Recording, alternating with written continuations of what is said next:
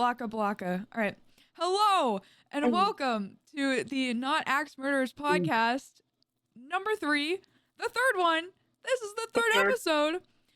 Today we are going to talk about coaching, which is very exciting. Coaching in axe throwing, coaching for the IATF, that kind of fun stuff. But yeah, I'm one of your co-hosts, Flare Gun, and Waterboy. Yeah. I just wanted to make it awkward. Why? Because I can. Oh my god. I am the water boy. I am Graham, the water boy. The awkward one. And You're welcome. we've got another special guest on this episode. So if you wanna tell us who you are.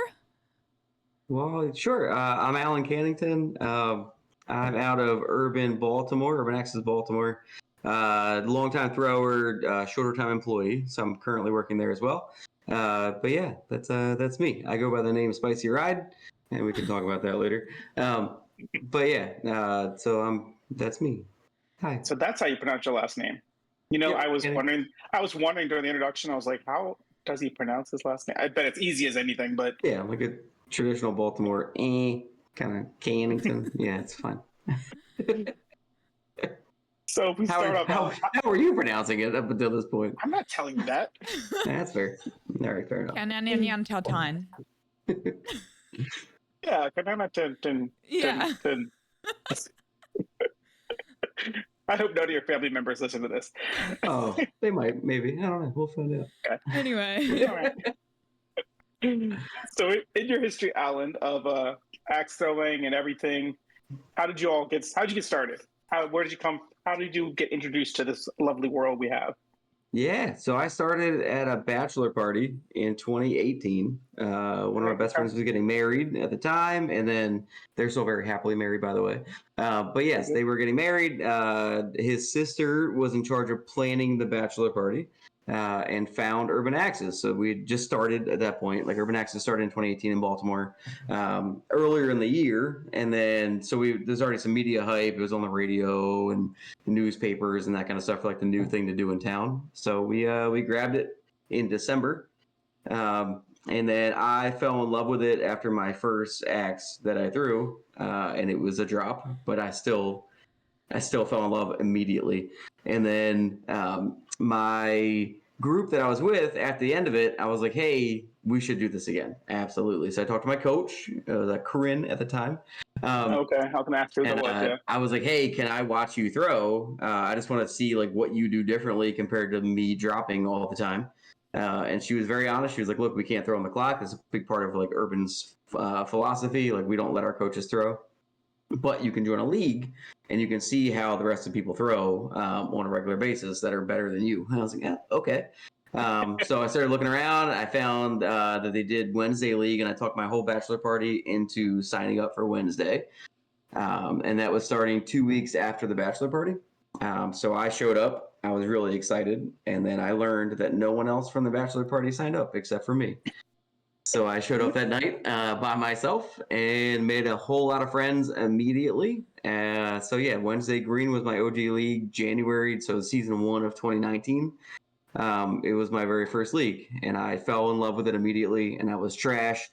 I went the night before league started, and I bought the Shop Pro or Show Pro, depending on who you talk to. Yeah. I still think there's right or wrong ways of saying it, but I won't say which one's right. But so either way, I bought that from the front desk of Urban Axes Baltimore, and then I had my own axe, which was great. And at the same time, I just bought my first Cricut, my vinyl cutter.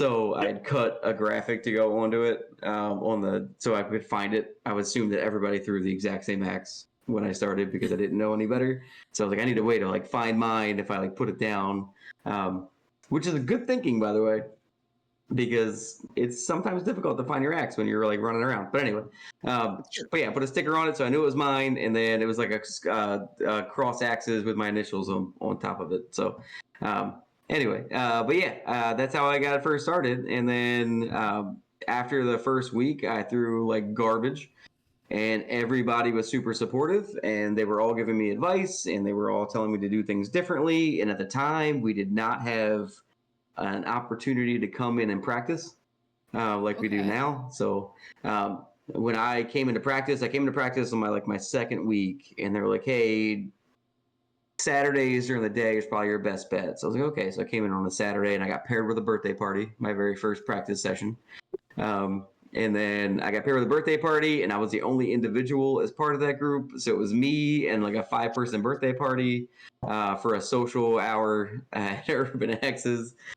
So I became very close with that party really quickly because it's just weird not to. But I really just came there to practice, and they came there for a birthday party, which is a very different experience. So luckily, Urban Access has changed its philosophy around league practice, and now we can just go and practice when we want to.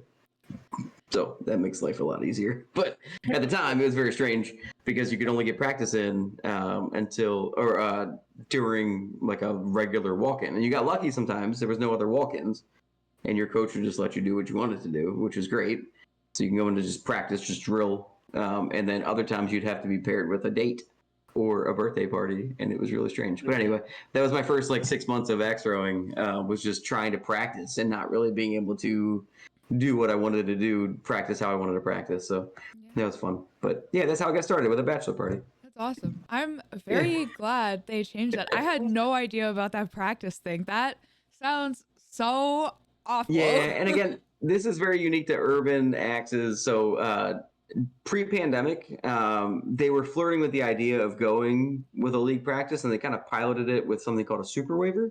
So your super waiver would allow you to go in and practice on your own whenever they were open. So as long as the doors were open, there was an employee inside, you could go in and practice. But it was very few people that did that, and you had to have at least 5 completed leagues before you were eligible for your super waiver, and then you had to go and apply for it, so to speak, with the staff, and then they would have to accept you.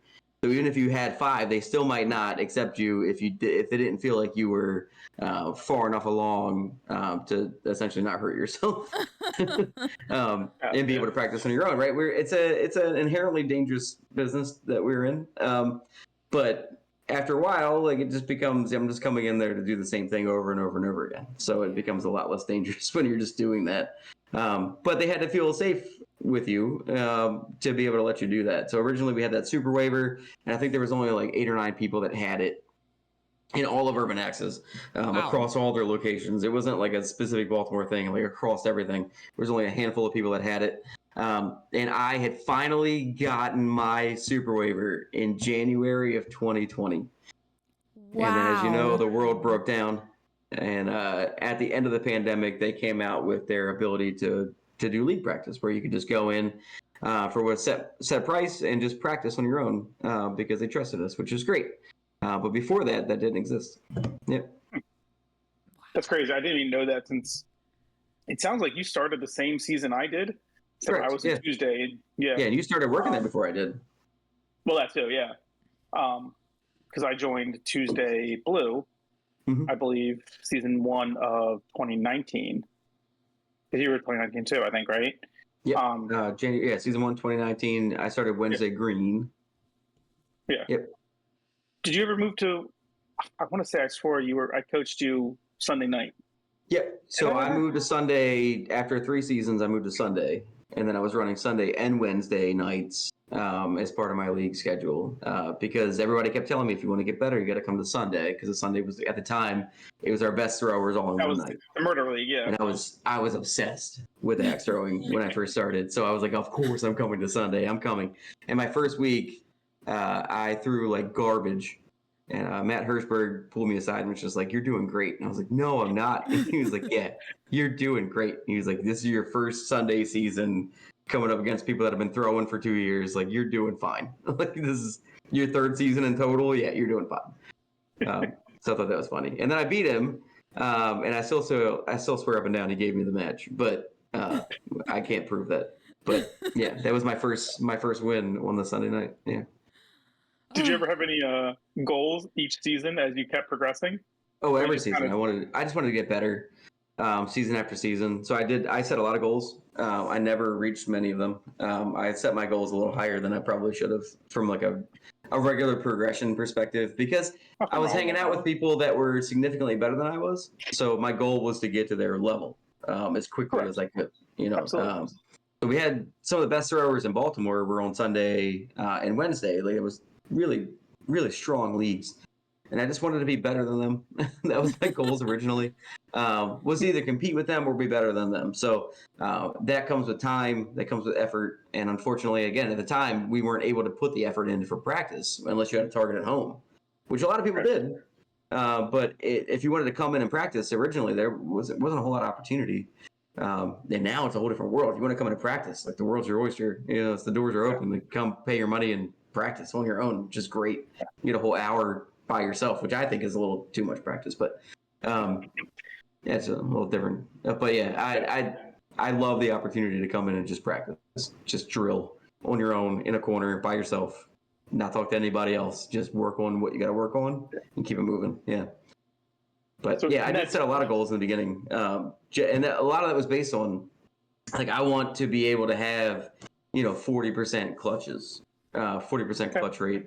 Like, I want to be able to have that kind of stuff. Like, I want to be able to compete with the big boys that were in there. And we had, again, really, really good throwers in Baltimore at the time, and we still have good throwers in Baltimore. I'm not saying that we don't, but at the time, like, I feel like we had really, really good throwers that were making a name for themselves, and it was important for me to compete with them, so I put a lot of effort into that. So do you have any like throwing accomplishments that you're particularly proud of, because you've been throwing for a while now? I have a guess. So yeah, me too. I've been throwing as a participant for a long time, and I say a participant. I've thrown a tremendous amount of tournaments around the country, and I have never placed in much. But the few that I have, I hold very near and dear. So I went to Durham not this current year, but the year before, for Lady Blades, and they also did the March Madness down there as well. So for Lady Blades, they had part of that was a doubles tournament, and Alex, my doubles partner, and I took that tournament. So we got first place in the tournament, and then I took third place in March Madness, which was hands down like one of my biggest accomplishments of axe throwing as an individual. Was third place, and it was gagged. I mean, that tournament, I did not expect to place like I did, and I came out swinging. I don't know what happened, but I just kind of went into a zone, and things happened, and I ended up with third place.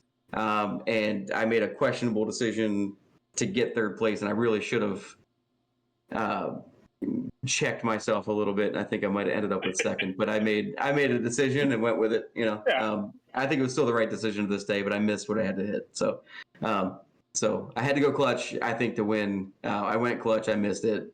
And again, this is before Premier had the double values. So I went touched and just didn't hit a Premier clutch. So I missed all points in that scenario. So I forfeited, so to speak, the final round by going up. But he was up by 2.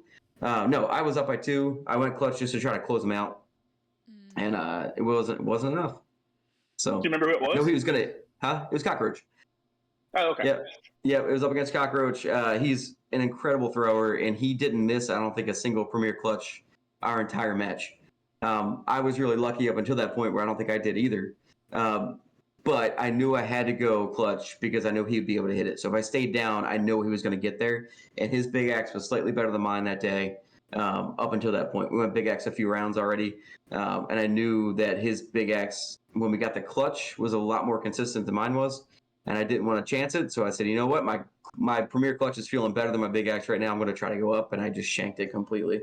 I missed it by a whole eighth of an inch to the right, which was enough to just miss it completely, which was no points at that point. So I didn't get anything out of that deal, which is crazy now because we have the touch clutch, which is a completely different game than what I was playing, which is nuts. But anyway, so he threw a phenomenal game and got second place. No, he went on to win, if I remember correctly. I could be wrong. But either way, I got third place, which is great. Cockroach knocked me out. But yeah, that was my biggest individual accomplishment. And then my biggest accomplishment to date was this year at IATF. The International Axe Throwing Championships. We went up, and Alex and I did doubles again. So Alex Mitchell and I did doubles again. Axe James, and we took first place in doubles. So we're currently the reigning doubles international axe throwing champions. So that's my big claim to fame. I tell a lot of the groups that come in when they're like, "Do you throw?" And I'm like, "Oh, do I throw?" Let me tell you about this thing that I got. Yeah. You know. But yeah, that's my biggest reigning championship at this point. So I do talk about that a lot. But that's my biggest accomplishment. But my biggest individual accomplishment was third place at Madness. That's So yeah, I haven't been able to get that close since individually, but we got Choptober coming up, so who knows? That's We do. awesome. Are you? Anything can happen. Yeah. Are there plans to potentially try and defend the doubles title next year? Oh, for sure. Okay. Oh yeah, I'm not planning on letting it go. Alex and I are throwing doubles at Choptober as well, so we're hoping to retain that. We took doubles. We're doubles champions at a few venues now. So we went to Choppers last year, shortly after Lady Blades. We went down for Countess Cup, and we took number one in Countess Cup as well for doubles. So, so every tournament we've competed in this year, we've gotten first place in. So. Pretty cool. Just saying. That's awesome. That is very impressive. Really cool. We're hoping. Yeah, we did compete last year at Choptober, and it was I think it was defensive doubles was the deal. Last year we did not do as well. But this year I think it's just a straight up doubles tournament. So hopefully that's standard doubles. Yeah, I think it's just straight up doubles. Defensive doubles is a lot of fun, but I make a lot of stupid decisions. Yes. So I lost all my decision-making capabilities last year as part of defensive doubles, which is fine. I accept this. I want to go up, and I want to throw the highest value I can get every throw, which is not always the smartest move. So I was told that I'm no longer allowed to make decisions as part of our doubles partnership. So, and that's fine. It's fine. I accept. I understand why, and it has worked out for us so far. So, as long as you understand it, as long as you accept it. Exactly. So I'm the only one here without any coaching experience, but so how long have you actually been coaching? Well, unofficially, since I very first started throwing, I'm a huge fan of helping others, especially once I started figuring some things out. If I can help you in some way, if there's some knowledge that I have, I'm going to try to give it to you. If you're talking about an official coaching perspective, I've been coaching at Urban Axis since March as an official capacity, as an actual X coach. But I haven't coached any actual leagues yet. But as individuals, as terms of like people coming in and getting the experience of Urban Axis, I've been coaching since March. So I've had quite a bit of time. Which is, again, this is a very different animal than what I expected it to be. When I started Urban Axis, I expected it to be a little easier than it was.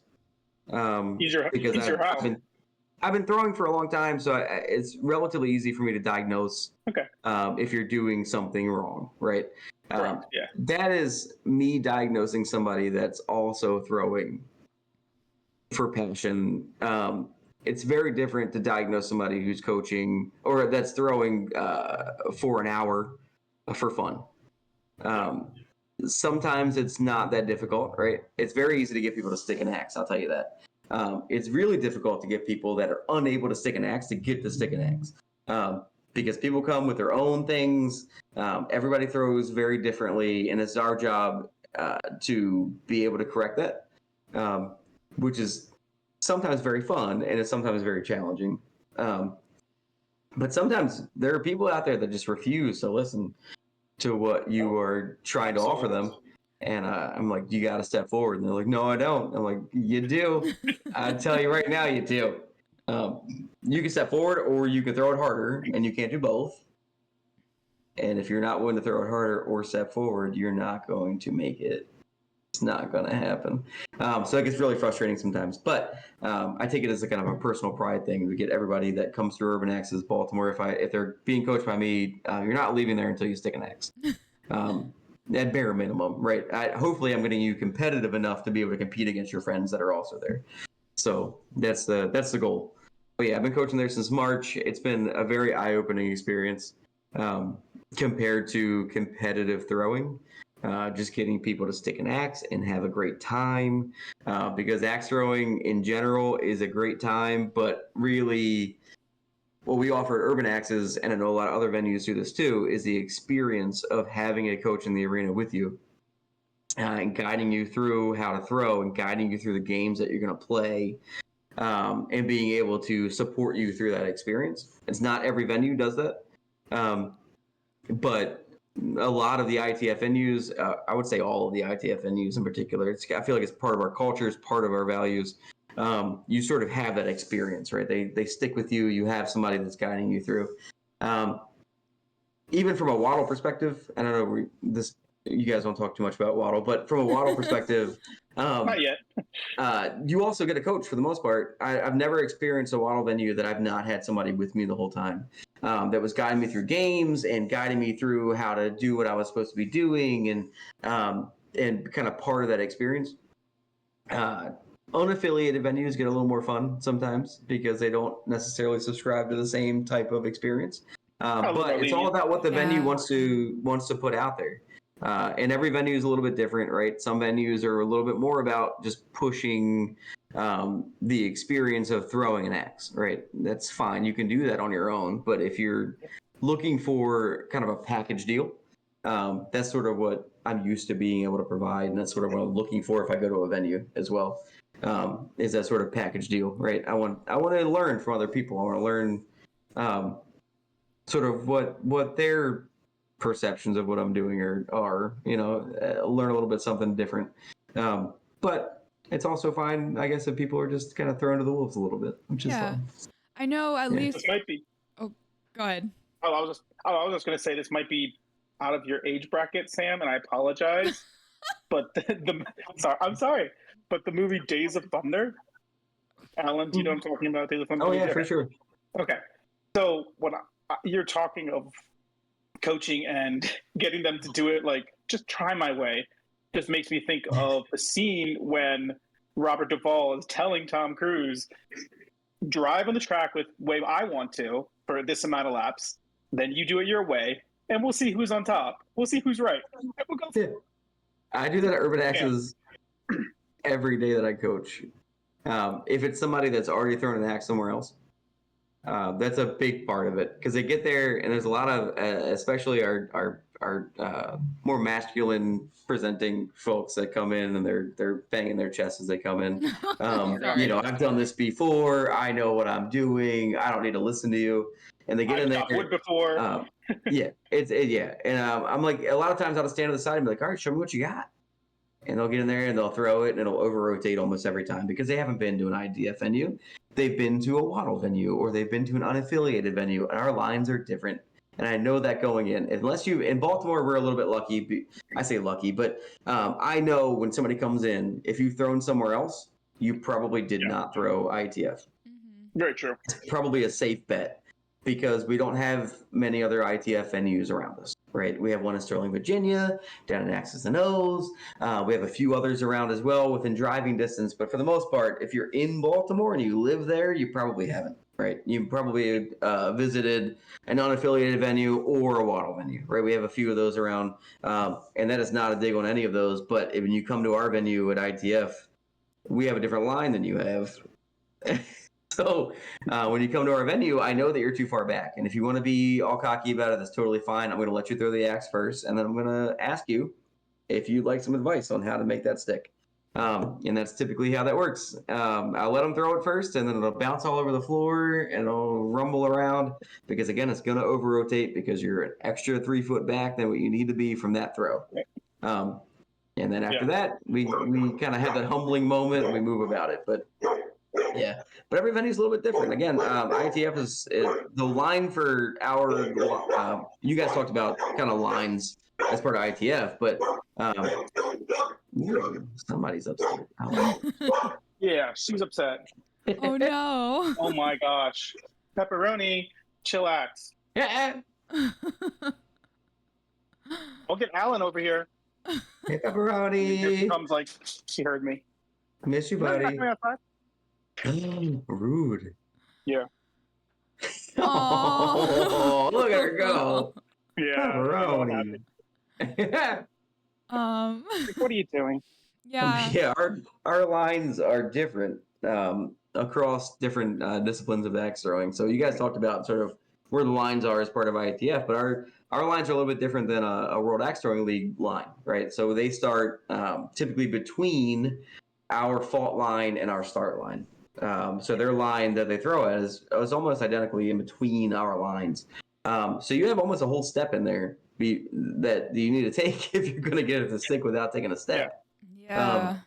So a lot of people don't realize that. They see the target and they think, I've done this before, and they come in and they throw an axe and that's it. But you got to be a little bit closer, which I usually put them at the line. If they've been to a wattle venue and I'm like, cool, here's how I would throw it.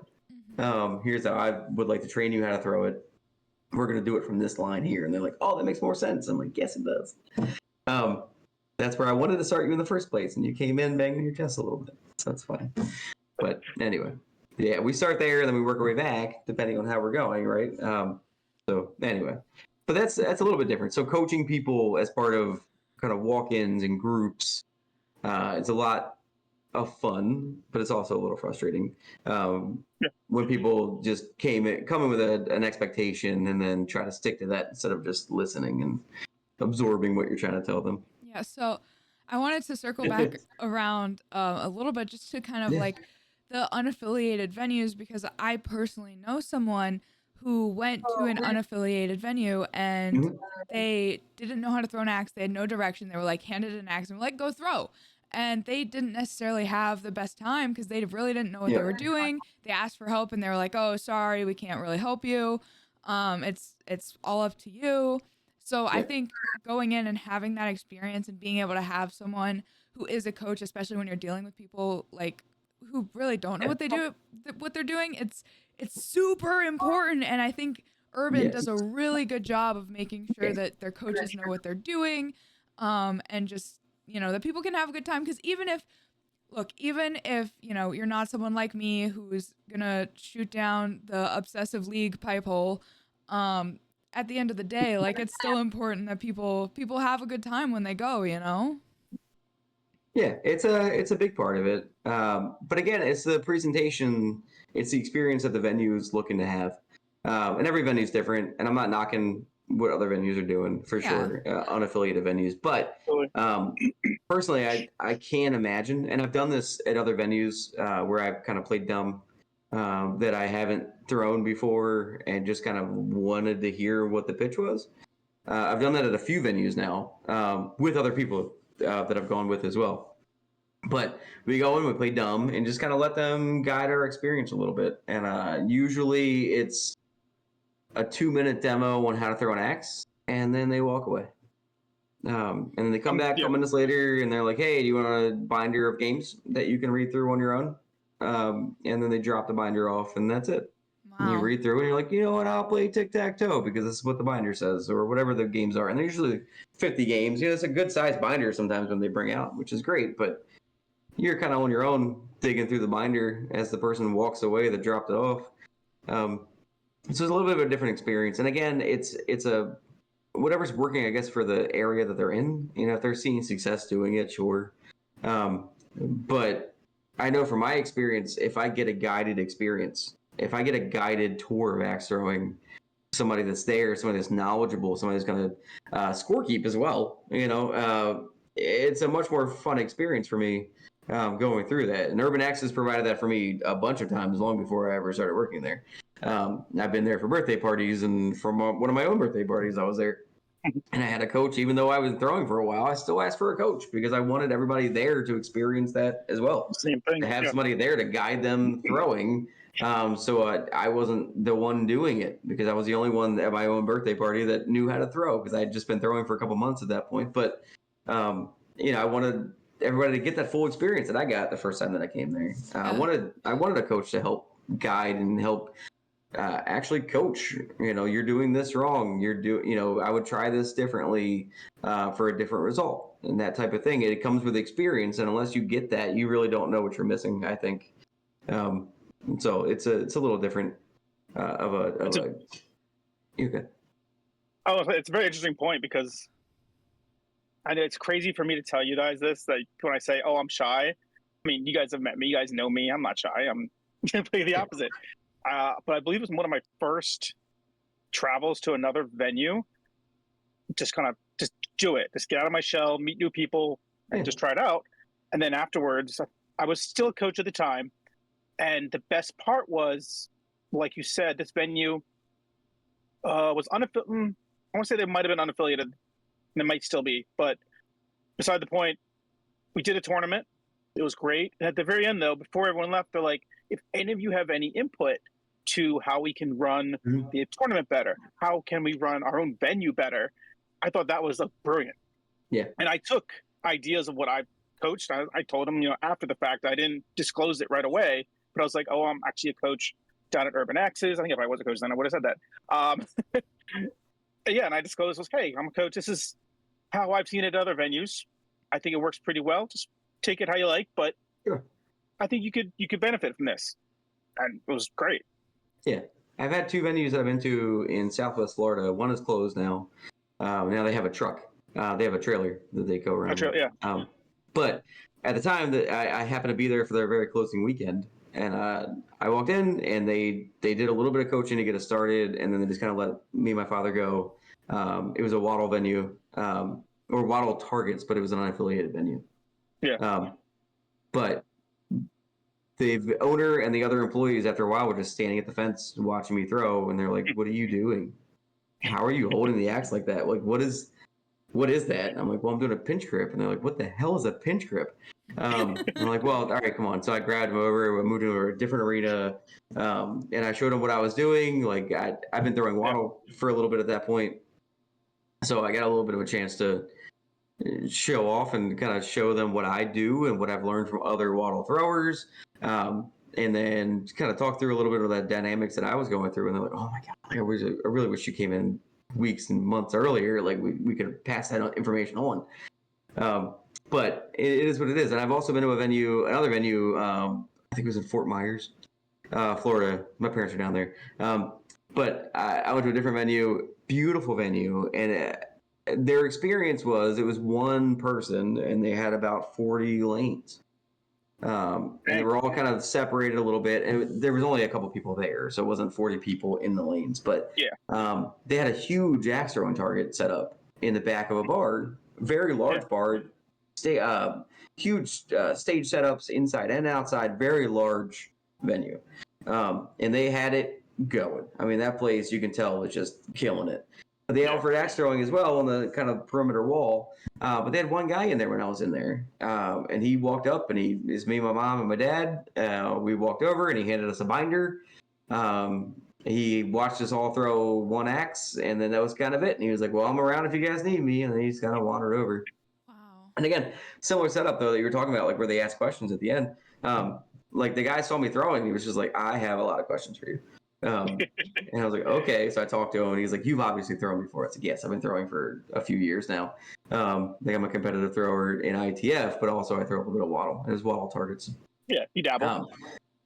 But there are also the real long S-wings, the super long S-wings, full metal handle S-wings. And that was a different throwing experience for me altogether, because that was the first time I thrown those. Those are big, way bigger than I wanted them to be. I ended up asking for like the child version of it, which was like a normal 13-inch handle, and I was like, "I just want to throw that, please." I was like, I'm used to like a 13-inch handle. But anyway, the super long ones I was having a hell of a time with. But anyway, I talked to the guy, and he was like, "Well, what do you guys do in your venue?" And I was like, "Well, let's talk about it." Like we have somebody with you the entire time. They're guiding you through the whole experience.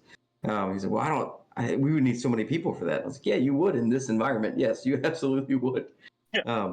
But I mean, it's up to what experience you're looking to portray for your customers. And if they're happy doing that, if your customers don't have a complaint, go for it. I don't care. It's no sweat off of my back. But I know that my mom could have used a little assistance if I wasn't there, because I was coaching the hell out of her. But if I didn't know what I was doing, how would she have stuck an axe? Because there's nobody around us. So that was sad, but it is what it is. So, it is what it is. Yeah. Do you have like, is there any moment to you or kind of any experience you've had at a venue that's particularly memorable, and it can be good or bad, so without naming like venue names or people, especially if you've had, something that wasn't good, but Yeah, I don't have any. Like I've been to a bunch, but Urban Axis has been consistent across locations since I've been going to them. Like if I go to Boston or if I went to Durham, if I went to anywhere else, it was always the same experience, which is great. And I love the fact that they're able to give that experience across multiple locations. And again, it's a personal preference kind of thing for me. I'm not obviously not speaking on behalf of the company at all, but I love the fact that Urban has a unique experience. Every time I've gone to Choppers as part of something other than a tournament, it's the same experience every time, which is good. It's you know what to expect when you go in there. Yeah. So I love that. Like Choppers, Urban Axes. I think those are my two big ones that I honestly just enjoy their overall experience. There's a waddle venue in Bel Air. I'll shout out for a minute, Krabby Axe, who does a fantastic job. Bel Air, Maryland. They do a fantastic job up there as well. You get a coach. They stick with you. They go through games, and they have some pretty unique games that they pull out, which was a lot different, right, from an Urban Axis experience a little bit. So Urban Axis, we stick to the experience that we have curated. Krabby Axe, like you want to roll a giant wooden dice and see what you get to throw next. It's a very different. Yep. It's a very different experience that you get, but you still have a coach with you the whole time. They're still helping you. They're still scorekeeping with you. They're still doing the whole thing. They don't leave your side, but it's a very different type of overall experience. They're coming up with new games all the time, and they introduce them to their customers as well. It's just a different vibe.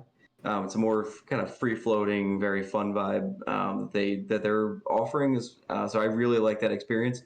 But everybody that might come into a Krabby X could get a very different experience depending on the types of games that they pick. And I kind of like the consistency of 5 different groups of people come into an Urban Axis. They get the same experience no matter what location they're at, no matter what day they come in. So I kind of enjoy the consistency, but I also really like the giant wooden dice. You're absolutely right. They do it really well. They keep it very consistent. What do you have? Here's something for you on a coaching standpoint. Do you have anything that you like to do to keep your guests entertained or involved in what they're trying to learn and the activity? Oh, for sure. I mean, it depends on the type of group that I have in there. A lot of times they bring their own party. They're bringing their own engagement with them, which is great. And sometimes they don't. And sometimes they just fall off, and about 20 minutes into it, you're like, oh, no. I have to keep this party going. But luckily, we have a ton of stuff that we can pull out. The size of the party makes a big difference. A larger group, right? We have a very specific thing that we want to accomplish as part of that group, right? We're going to go through a tournament. There's going to be a winner at the end of that tournament. But keeping people engaged in that is just keeping the outsiders, keeping the peanut gallery engaged as much as possible, so that they're chirping into the arenas and they're helping to keep the energy alive. If you're just focusing on the people that are in the arenas, it dies really quickly. But if you're focusing on the people that are outside of it, if I have a group of 15 people, I'm going to try to keep all 15 people chirping into the arenas as much as possible, so that they're engaged. They're yelling stuff, hopefully positive things, not always. Yeah. It gets dark sometimes, but Oh yeah. yeah, we get groups sometimes that are just like, it goes deep-rooted psychological warfare. my They're talking gosh. about stuff that happened years ago. They're dredging up as part of their chirping, which is sometimes fun, and sometimes I'm like, that might have been a little too deep. But it's up to them. It's totally up to them. Psychological warfare is totally acceptable, as long as you tap your axe. That's your show of sportsmanship. After that, man, you can shit talk as much as you want. But yeah, it's always fun. But if it's a smaller group and the engagement needs to get there, I'm pulling games out of nowhere, right? Because especially, let's say you have a date there for an hour, right? It's 2 people that come in, right? Our typical game of IETF is 15 axes, Yes. 5 per target, right? Yes. That is a lot of fun for most people. And then some people, it gets boring pretty quickly. And I don't disagree with those people. If this is the first time you're experiencing it, I'm on the third round of this, and you're like, what else you got? So yeah, that's where it starts getting fun, where you start pulling out different stuff. And luckily, I've been around this a long time. And it's part of practice as well. Like, we do different stuff as part of practice, and that's a big thing that we used to do at Urban Axes in Baltimore, and we still do it. We make up games. We try different stuff. We use our practice hours wisely, where we're doing different stuff with different people. Because typically, if you're not practicing alone, you're practicing with 3 or 4 other people that are also in there, looking to do different stuff. So we try different stuff. We'll play a game of blackjack or 21 or whatever you want to call it, but it's just a race to 21, which adds a different complexity to the game, right? It's not 15 axes. It's however many axes it takes you to get to 21 axes, or to get to 21 points, right? So that it's a different type of game that you can introduce, and having those different games in our back pocket. And again, I've been to venues where there's a binder full of them. And I haven't had that kind of given to me, so to speak, at Urban Axes, but we've been a part of so many different types of games that we can easily put them out there. Like, I know what tic-tac-toe looks like on our boards. Like, I know what 21 looks like on our boards, what Around the World looks like, and how to shorten it as well if you have people that are just terrible at accuracy but still want to play it. Cool, we're going 1, 3, 5, any 1s, any 3s, any 5s. Like, you can cater it to whoever is playing to make it more fun for them. But you also have people that come in there and they're just naturally good at axe throwing. Their accuracy is great. Their throwing is great. They get bored really quickly at throwing at bullseyes. And that's when you start introducing cool things like Around the World and 21 and whatever else you feel like pulling out there to keep them more engaged. Just having those options and being able to do that. But a lot of that comes from the experience that you have as a thrower to sort of know, cool, like, this is going to be engaging for them. I enjoy that, therefore I think they'll enjoy it. So that's fun. And not every coach has to be a thrower. We really don't. We have some amazing coaches at Urban that don't throw leagues, that are not long-time throwers, but they bring the party, and sometimes it's all it takes. They know how to throw it. Yeah. Well, they know how to throw. They know what to talk about, but they also, they're not long-time throwers. They might not have been a part of some of the fun things. And again, we talked about choppers earlier. Talking about games, man.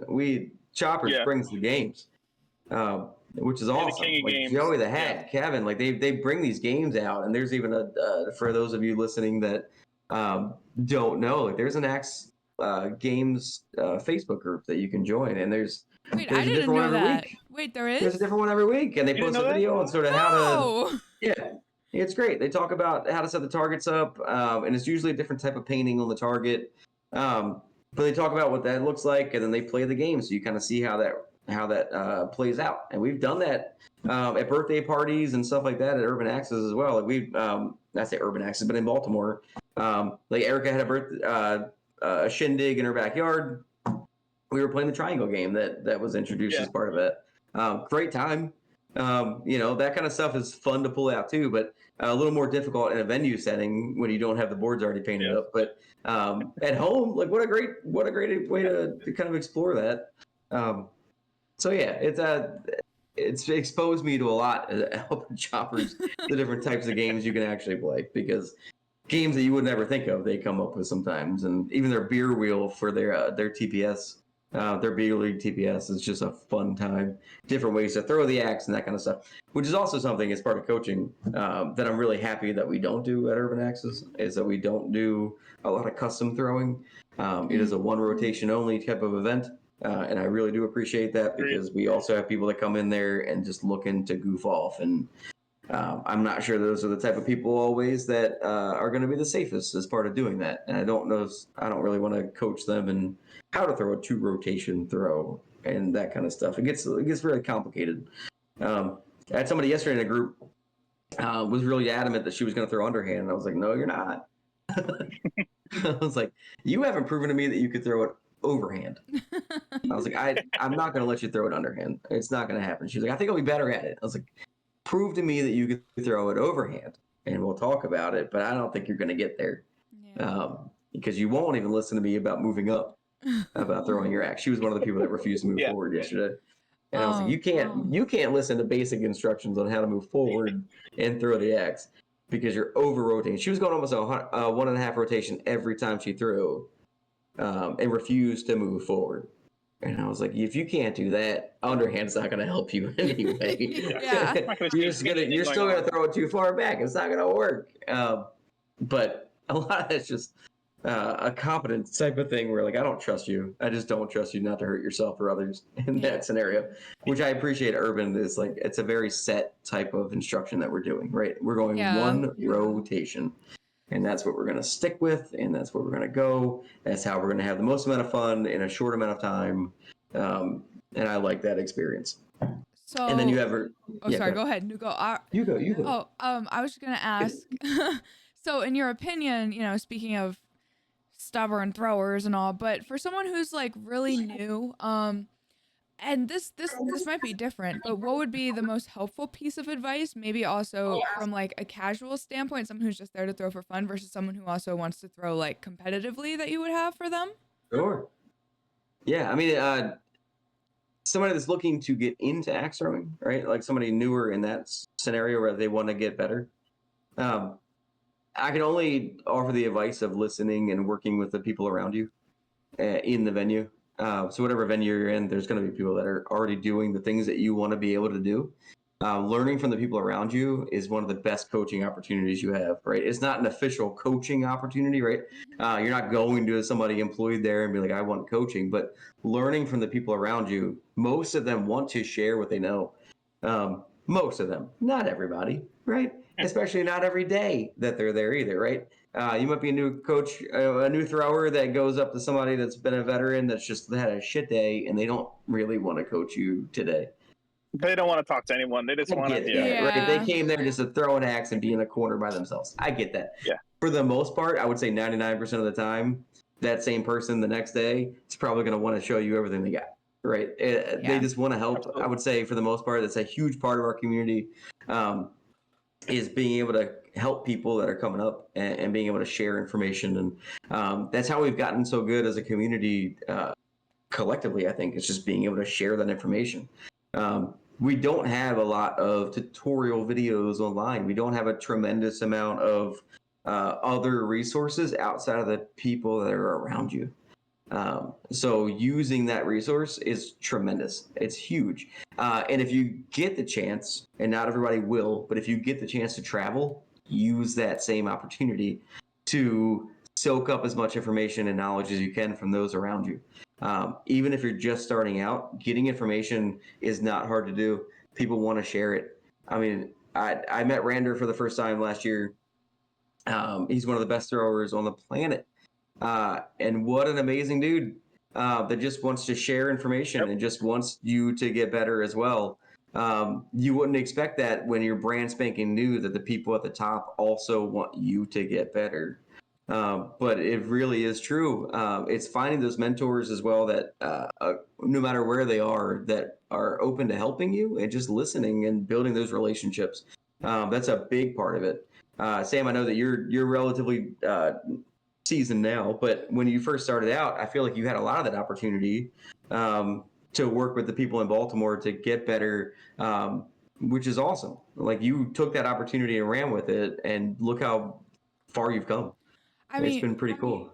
Yeah, I would definitely agree with that. I think too, it's just like, you really just have to be able to listen. And I know sometimes too that it can be hard, especially when you are new, because in a weird way, sometimes people can be a little too helpful, and there's a lot of like sensory overload of people trying to give you different things. But yes, something that I did that helped me was as nerdy as it is, I kept an axe throwing notebook. So when someone would give me advice, I would write it down, and then I could use that and take that into practice later and figure out what worked for me and what didn't, because sometimes you have to figure out some way, to actually absorb all of that information without it, becoming too much or too overwhelming. I feel honored. I think I went into your notebook. Did I go into your notebook? Oh yeah. And then I put axe stickers in my notebook. That's where I put my axe stickers. Nice. That's true. But that's great though. That's awesome. Yeah. Yeah, being able to go back to that notebook has got to be helpful for sure. Yeah, I did not think to do that when I first started. It was just also, sensory overload. right? I mean, also, Sam, like, if you think about it, I'm sure you're going to stick with this. And if you think like maybe like 1 or 2 years down the road or whatever, 6 months, you're going to go back in that book and be like, I can't believe I did that. I just accomplished that. I've mastered that, and now look how far I've come.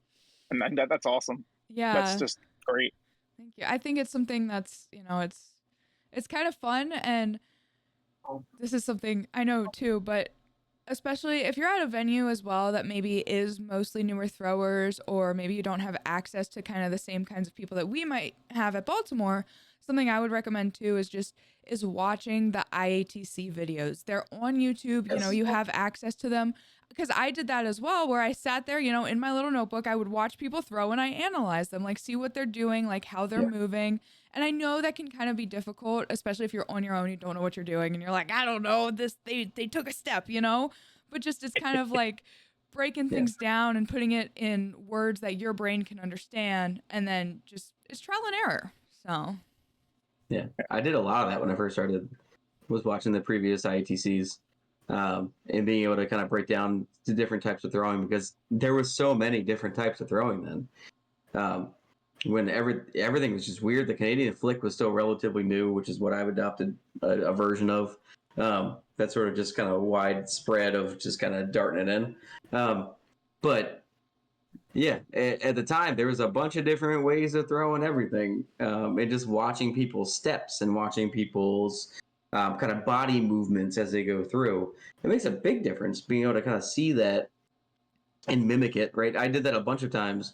So the 2019 IATCs, I watched a lot of. I watched it a few times, so that I could mimic other people's body languages as they were going through. And there was very different, right? Some people would twist a little bit, and some people would just move forward through the motion. Some people would go down and they would come back up. As part of their throws, they get up on their tippy toes at the end to throw clutch, and there was a lot of different ways of doing things. But you're like, hey, that seems to work for them over and over and over again. Let me try it and see if it works. What if I go down a little bit and come back up? Oh no, that didn't feel good. Like, probably not my best bet. But let me try it for 25 throws and see what happens. So there's a lot of things like that. Yeah, watching stuff is fantastic. So yeah, that's great advice. Yeah, Graham, if you do you wanna ask the general question, the one on the bottom? Yeah, I know. Trying to ask. So, lastly and finally, well, somewhat finally, do you have any do's or don'ts for anyone who wants to be an ex-coach? Because Be an ex-coach? I mean, it's not something I think someone walks up to you like, oh, I want to do what you do. I think most of us, we do it because we have a passion for it. Yeah. And someone asks us, do you want to work here, or do you want to just get paid to do this? Something like that. I think there's two different things, right? I think there's two different things. There's the official paid ex coach, right? But there's also the mentor that's out there as well. There's doing coaching without getting paid for it, right? I think there's two different things for that. But for the people that are not getting paid for it, do's and don'ts is do. Do is like offer the advice. If you have advice on how to correct somebody's throw that you think can help them, do it. Don't get offended if they don't listen to you, or they try it out and it doesn't work for them and they try not to do it. I've done that a few times in the early days of my axe throwing, where I kept telling people to do the same thing over and over and over again, and they didn't do it, and I would get like, oh, why don't you listen to me? Yeah. It's only going to help you. Yeah. But again, what Sam said earlier was a perfect example of, like, you get sensory overload real fast when 30 people are telling you different things. Just because what I'm saying, I think it's going to help you. The person that just talked to you 5 minutes before I got to you, they told you something that they thought was going to help you too. So it's okay that they don't listen or they don't practice it afterwards. It's fine. It's totally fine. It's also fine not to say anything to anyone. It's, if you see somebody struggling and they're working through it, maybe let them work through it. You don't always have to tell them exactly what to do. Sometimes it's just fine. And if you think they're going to get to the end result the same way, you just might take them a little longer. Let them suffer through it. Because honestly, I can't tell you how many times I've through for an hour just working through one little thing. And then end up with an end result. And I'm like, cool, I learned something today. Like, this is awesome. So little things like that help. But anyway, as an official paid coach, like to be an employee of an axe throwing venue, do's and don'ts, like it's very similar. For one, don't be offended when people don't listen to you. Don't take it to heart. You are an employee. This is not their life passion. It's yours. And it's always not. That's another thing too. It's not everyone's life passion. And I get that. I also understand that. So you can still be an amazing axe coach and not have axe throwing as your life's passion, right? I feel like it is mine. I feel like I have absorbed this passion that I want to share with everybody that can possibly be shared with. But not everybody feels the same level of passion. The same way that I feel like if you went ziplining and there was a person that was amazing and fucking lived for ziplining. Yeah. Totally cool. That's going to be a cool experience for you. But if there's somebody that also understands ziplining that doesn't live for it, you're probably still going to have a pretty good time. Axe throwing is kind of a similar vibe. Like you can still have a good time with somebody that just shows you the basics, that's energetic, that brings it. But that's the do. The do is bring it. You got to bring the energy to the group. Regardless of if you were a venue like Urban Axes that brings the experience holistically, right? Like we provide the whole experience, or if you're a venue that only gets you started and then let you roll by yourself. Either way, you're still bringing the passion. You're bringing the experience up front, and that energy goes a long way. If you can bring that energy, if you can bring that excitement into axe throwing early, you can ride with that for a long time, and that's pretty cool. You can.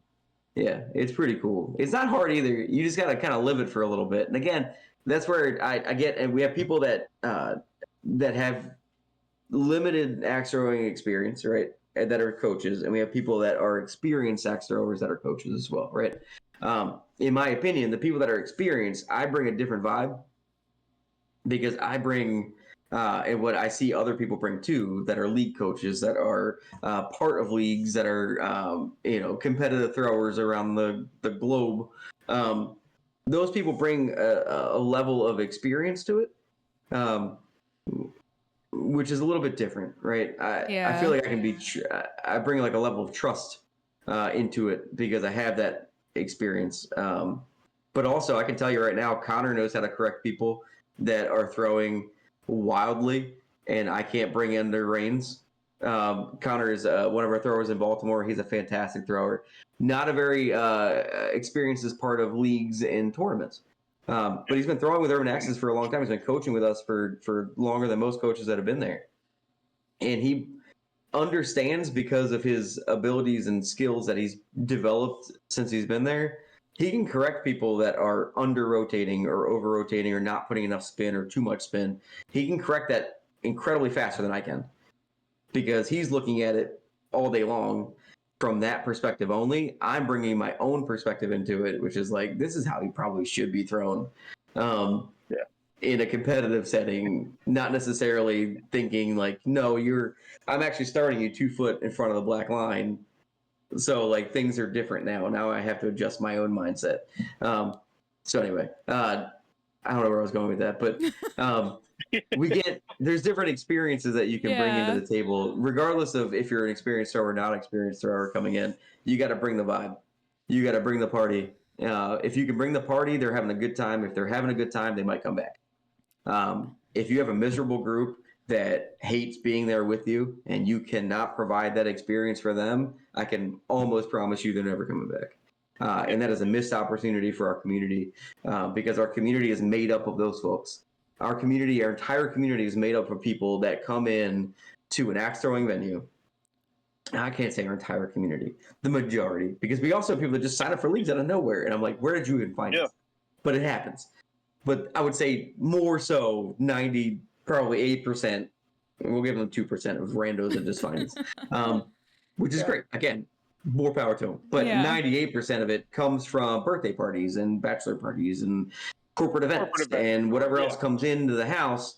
And they had a cool experience with their coach that they decided that this is something I want to now invest energy into. And that there is very few things more rewarding than that. That you can bring to the table. Very few things. Like Sam, you joining league, one of the coolest things I've had. You were the first person that I coached that joined a league. Really? Awesome. Awesome. I just started like right before you guys, right before I met you on Mother's Day. Yeah. You brought your mom in, and you were one of the first people I met as a walk-in kind of person that just like came out of nowhere, and they were like, I think this is cool, and then you nailed it right out of the gate.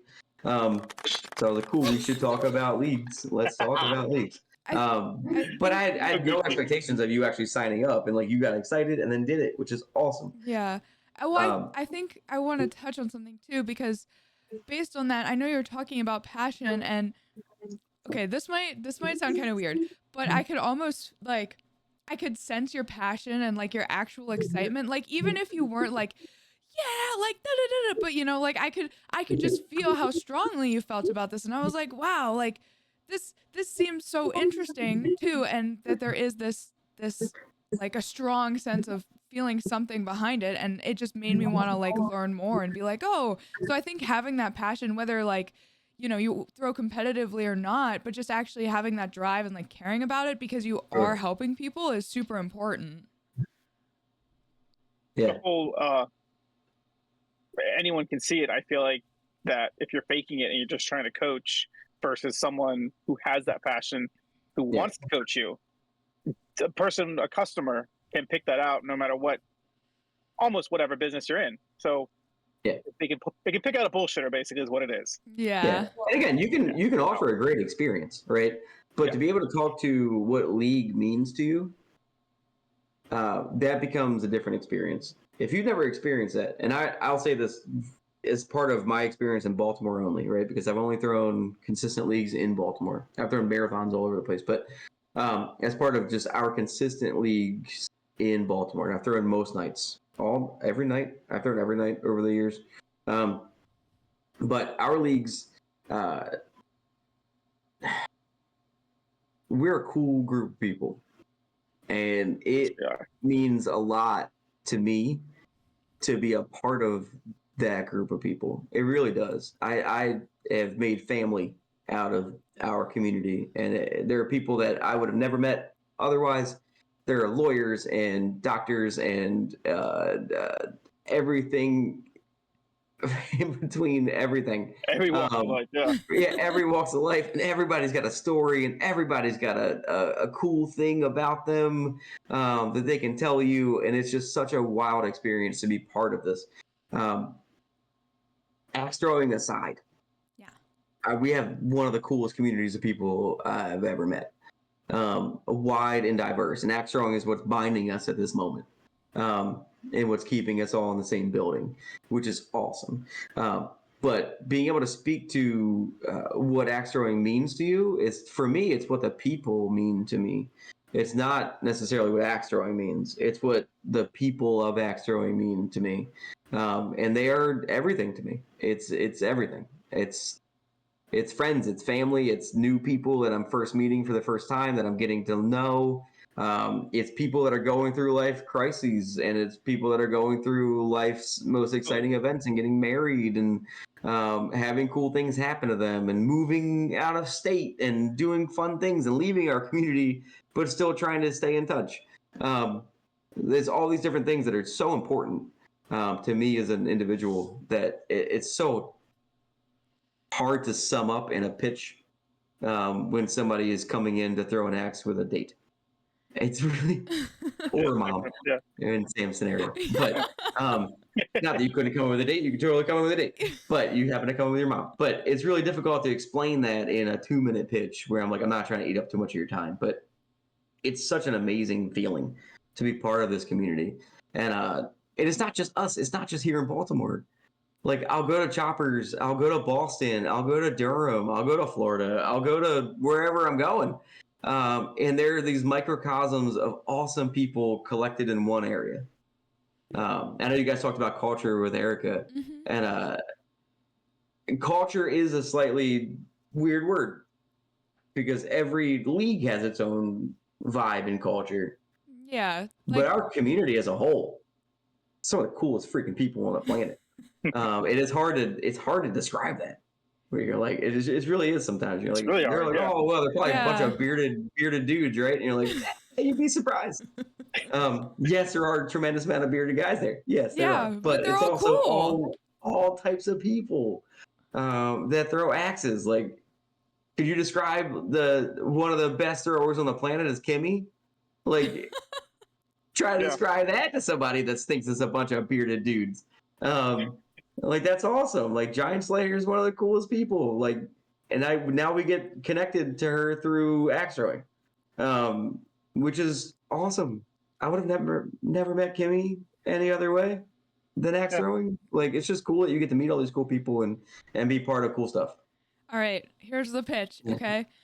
Yeah. Axe throwing is gonna bring world peace. That's the whole plan. That's it. Axe throwing, world peace. Yeah, I agree. So here's why I agree. Go. So you're gonna end up with your weird outsiders, but axe throwing in general, we tend to weed out people that don't vibe. It happens over time. We don't always do it on purpose, but sometimes we do it on purpose. But people that are they're not cohesive to the group, right? They're not bringing an energy that people appreciate. Whether they're being offensive to the group or they are specifically targeting individuals of the group, whatever that looks like, we get them out. They got bad juju. Yeah, it's a thing, and we don't stand for that. We love our people, and if people aren't loving our people, we get them the hell out as much as possible. So if that's the case, then we tend to weed people out, and if we do this all over the planet as axe throwing communities. And yes, I feel like world peace is going to be a thing. Yeah.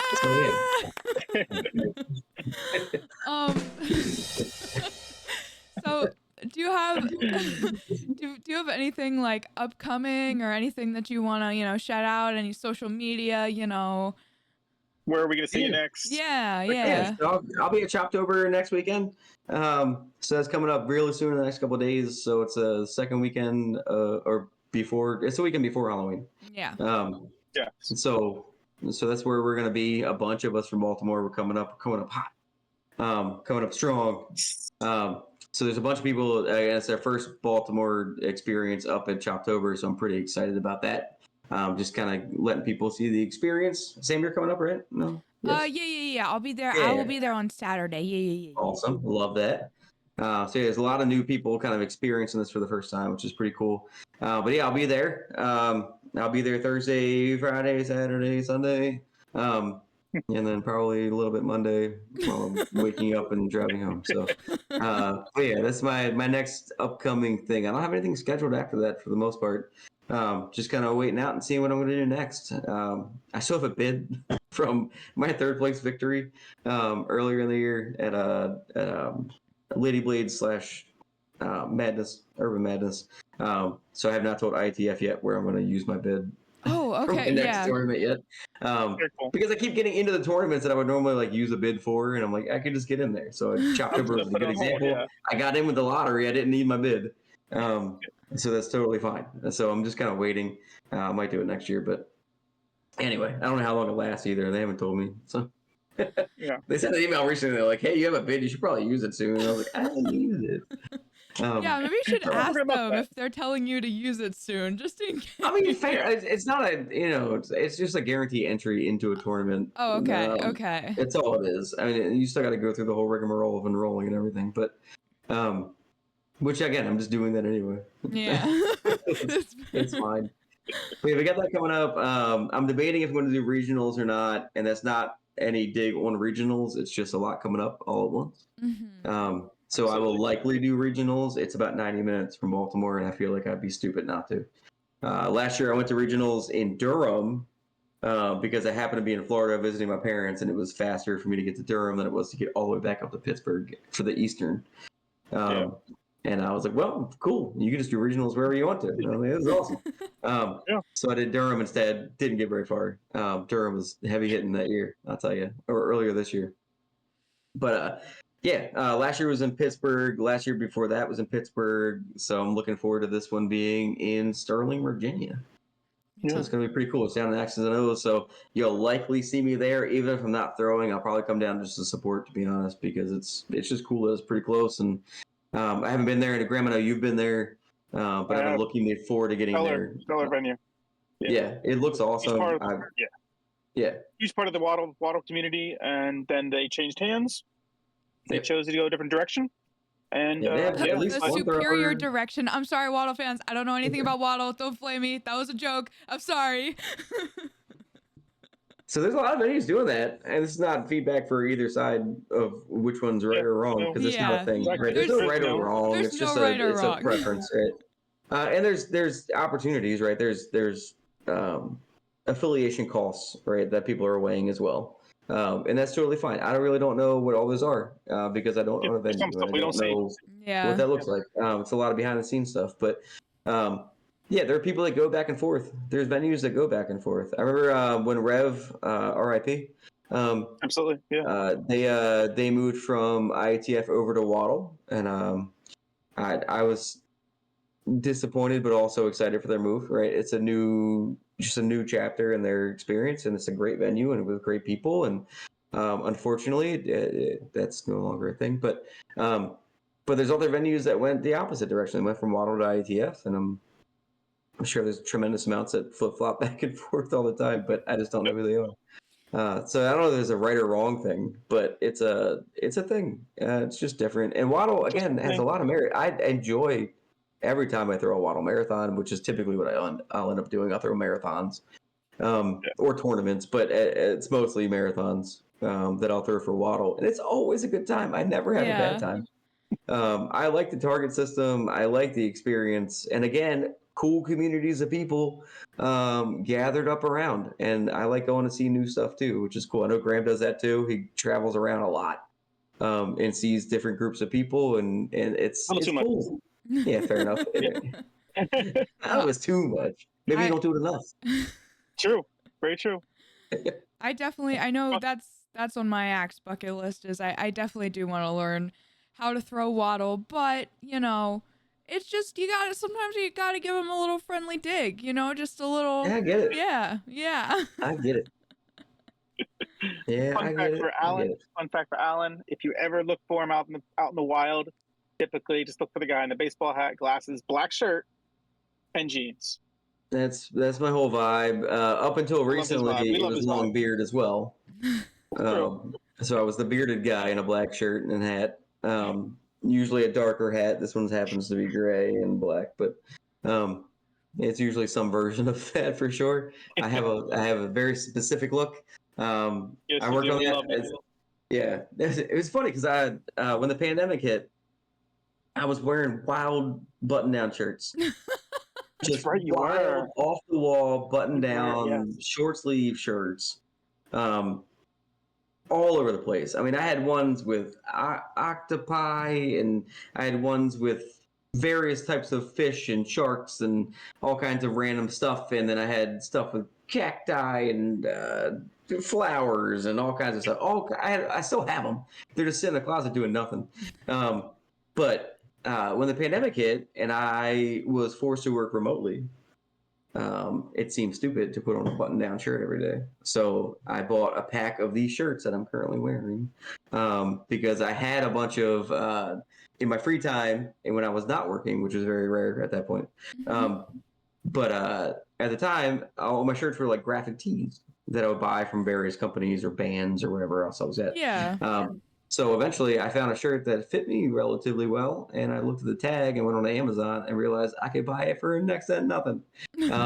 So that's what I started doing. So now I just have a tremendous amount of black t-shirts that all fit the same, and the same amount of jeans that all fit the same, and the same shoes. It's a whole thing. Okay. So now it just takes the guesswork out of what I'm going to wear today, because it's going to be a black t-shirt. I get that. Okay, I think what we should do, this would be so fun, is if we come up with a specific style of clothing that like axe people have, So like we could have like axe goth or like axe boy or like axe girl. Yeah, I'm here for this. Yeah. Yeah, we can work this out. Yeah. Sporty axe. Well, that's one thing. And this is for like normal people, but for tournaments and stuff, I've been putting a lot of thought into what I think an ITF jersey would look like. Oh. Yeah. I keep leaning towards kind of a similar vibe, and I don't like the neckline, but a similar vibe to what I've been seeing a lot of cornhole throwers wear. Which is a jersey, but it's a little more relaxed, right? It's less flashy. It's just kind of there. They have a weird neckline. I don't really love it, but it's not super different from what Waddle jerseys look like, but it's a slightly different vibe. So I was looking into that, and there's other jerseys that are out there too, like pickleball jerseys and stuff like that. And I'm like, where do we fit? Where do you start? Where we start, because I would love to be representing my home venues and my, if I, God forbid, I don't know, if I end up with a sponsor, maybe one day, what an amazing opportunity that would be. But where do I put their stuff on a jersey? But I don't know what kind of jersey to get. So anyway, I know Waddle's kind of got a jump start on that. They have jerseys already. They're Waddle sponsored jerseys. You got to run through them, and you can put your own sponsors on there. But it also has their corporate sponsors, which is pretty dope. But yeah, ITF, we haven't gotten that far yet. So you'll see people in sponsorship garb sometimes, but it's very few and far between. Every now and again, somebody will sponsor somebody to like for their travel expenses or something to be written across their butt. That's about it. But yeah, it's we don't have like an official garb of what that looks like. So yeah, if we can combine what an axe boy or an axe girl looks like, combined with an official like sponsorship, like the next level up, Yeah. I think that could be a thing. Just saying. That would be. I think that would be very fun. I don't know. I think it's fun. Like IATF is on its own journey. I mean, I would love to see an IATF jersey. You know what? I got it. All right, are we ready for this? IATF crop top jerseys. Everyone has to wear a crop top jersey. Erica will be down with that. She will be 100% behind that. Yep. She would be the spokesperson for that. Yeah. Yep. One of our staffers in Baltimore, Craig, also would be a big fan of that. Oh, Craig, yes. Craig would love that. They were crop top, drop top. Drop top, crop top. Was their double's name? Yeah. Yes. Oh, it was something like that. But yeah, that could work. Love it. I just watched the Wrexham documentary series thing. So I just finished that with Ryan Reynolds and Rob McElhenney. Yes. Always Sunny. Yeah. Yeah. So they bought a European football team in Wales. Yep. Called Wrexham. If you didn't know, but I feel like everybody knows at this point because they blew up everything with social media, and it's Wrexham. I didn't, but I live under fair a enough. rock. Now you know. Yeah, now you know. I Ryan know. Reynolds and Rob McElhenney, they own a team in Wales, in Wrexham. So anyway, so I was watching that. It keeps coming across my Hulu. It's like, do you want to watch this? And one day I was like, yes, I finally will watch it. I didn't realize it was 3 whole seasons, but it starts kind of like during the pandemic and rolls from there. So Rob McElhenney had this amazing idea to buy this like failing team, and they were like 4 leagues below like the Premier League, right? Like where you'll see like the big Manchester United, all the big ones. They were like almost not professional footballers anymore. Like they were one step away from like not being professional. So anyway, but they were historically Premier League team, and then it's just the last like 15 years just kind of like kept screwing up. Anyway, they bought this team, and then the whole documentary is about like them getting it back to like its former glory. Anyway, every time they talk about their jerseys, because the most recent in season 3, if anybody cares, Rob McElhenney he really just wanted black jerseys, but black jerseys weren't allowed in the league that they were currently in. So he's like, we have to get promoted to the next league so I can have my black jerseys.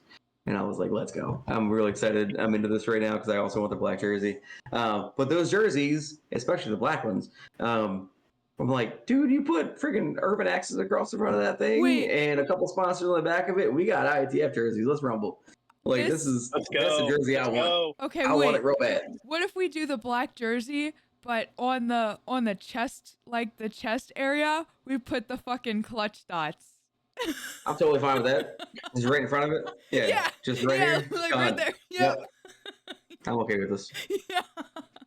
If Alan remembers, the Clutch Club, that was a little rough with Yep. those what? clutches. Clutch Yep. club? I do remember the Clutch Club. Yep. We had a club. Alan, you probably remember it better, the details of how it worked, but it gave you discounts on leagues, Yeah. I believe, and practicing, Yeah. and you got that a was free T-shirt right. out of it too. It was right after the pandemic. It's kind of a promotional event for Urban Axes. You join the Clutch Club, and you got a little bit of a discount here and there.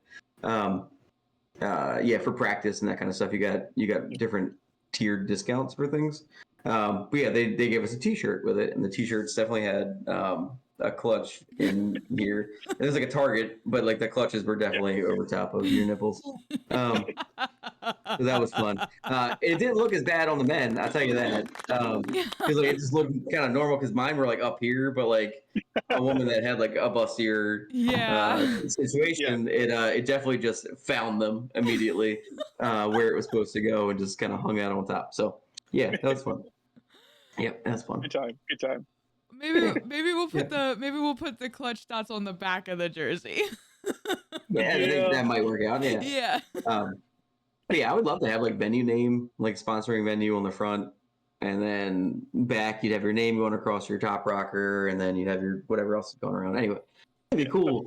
That sounds awesome.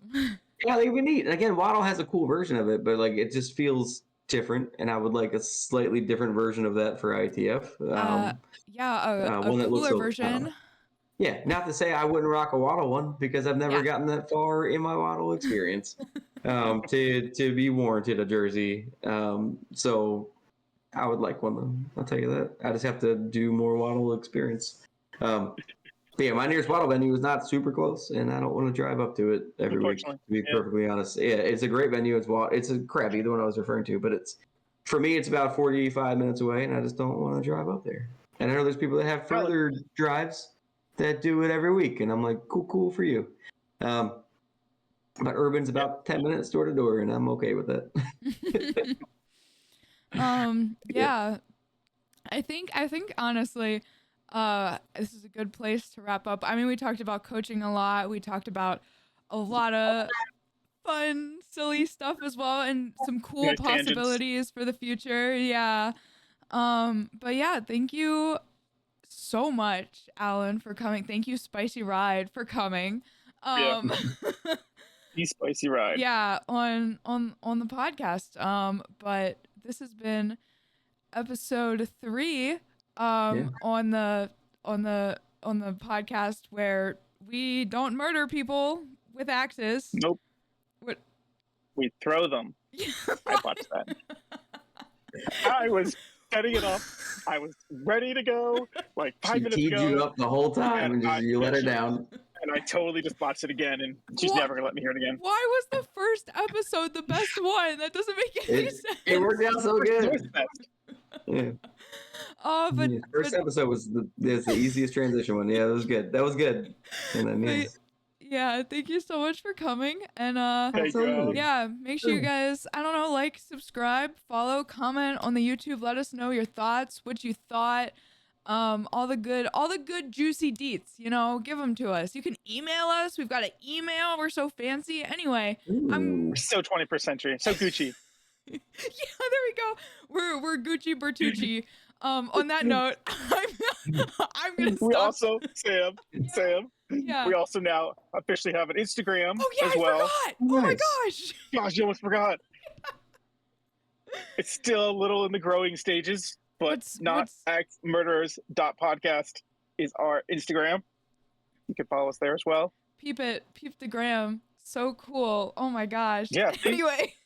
Little whips and quips. Whips and quips? I don't know.